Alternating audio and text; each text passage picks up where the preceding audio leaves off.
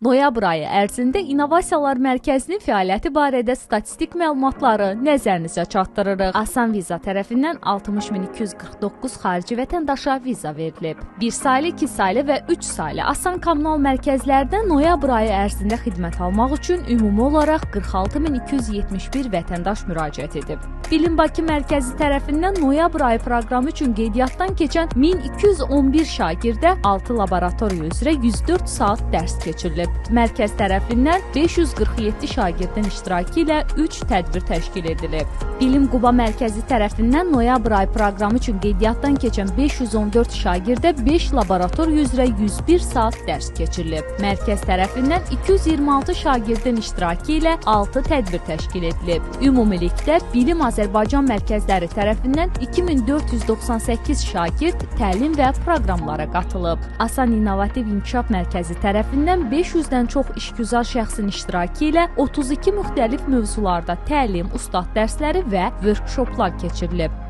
InnoLand İnkubasiya və Akselerasiya Mərkəzinin xidmətlərindən 45 startap yararlanıb, 35 startap mentor xidməti, 25 startap isə konsultasiya xidməti alıb. Həmçinin mərkəz tərəfindən 29 sayda webinar və təlimlər təşkil olunub.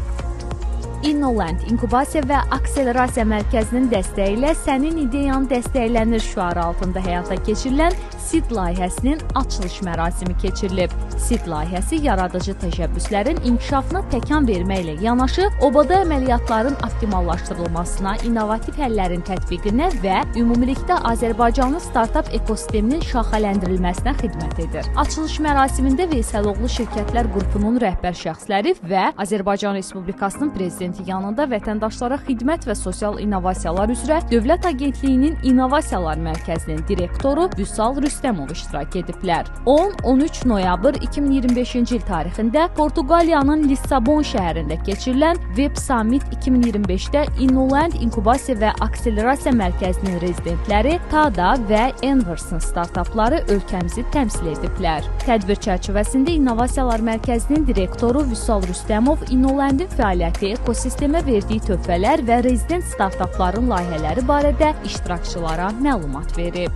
InnoLand İnkubasiya və Akselerasiya Mərkəzinin və Sabah Hub'ın tərəfdaşlığı ilə rəqəmsal startap mükafatları beynəlxalq müsabiqənin ən yaxşı startap layihə kateqoriyası üzrə Azərbaycan yarımfinalı uğurla baş tutub. Yarımfinal mərhələsində ölkəmizi təmsil edən 20 innovativ startap layihəsi iştirak edib.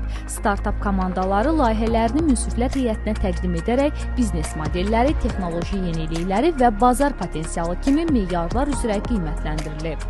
OBA Marketlər şəbəkəsinin layihəsi olan Startap İnnovasiya və Dəstək proqramı çərçivəsində innovativ həllər marafonuna start verilib. Marafonun ilk həftəsinin açılış tədbiri InnoLand İnkubasiya və Akselerasiya Mərkəzinin dəstəyi ilə mərkəzin binasında baş tutdu. Tədbirdə iştirakçı komandalar, mentorlar və layihə rəhbərləri yer aldı. İlk olaraq proqramın yol xəritəsi təqdim edildi. Daha sonra mentorlarla speed date formatında görüşlər keçirildi. Asan İnnovativ İnkişaf Mərkəzi olaraq regionlarda süni intellekt savadlığı proqramına start verdik. Məqsədimiz süni intellekt biliklərinin genişləndirilməsi, vətəndaşların rəqəmsal bacarıqlarının artırılması və süni intellektdən məsuliyyətli istifadənin təşviqidir. Proqramın ilk mərhələsini Azərbaycanın mədəniyyət paytaxtı Şuşa şəhərindən başladıq. Şuşa Regional Asan Xidmət Mərkəzinin əməkdaşları Şuşa şəhəri 1 nömrəli tam orta məktəbin müəllim və şagird kollektivi, həmçinin Şuşa Otelin əməkdaşları və könüllü müraciət edən əməkdaşlar üçün praktiki süni intellekt təlimlərini 4 fərqli qrup üzrə keçirdik. Təlimlərə 100-dən çox iştirakçı qatıldı.